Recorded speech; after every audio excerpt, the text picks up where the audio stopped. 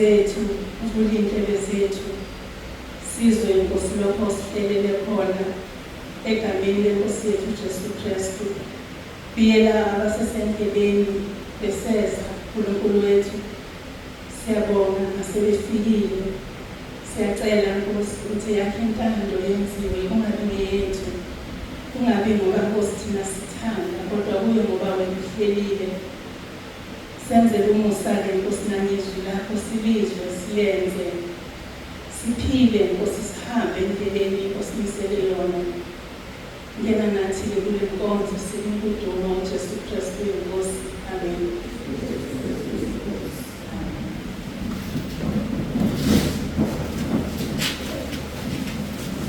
Oh,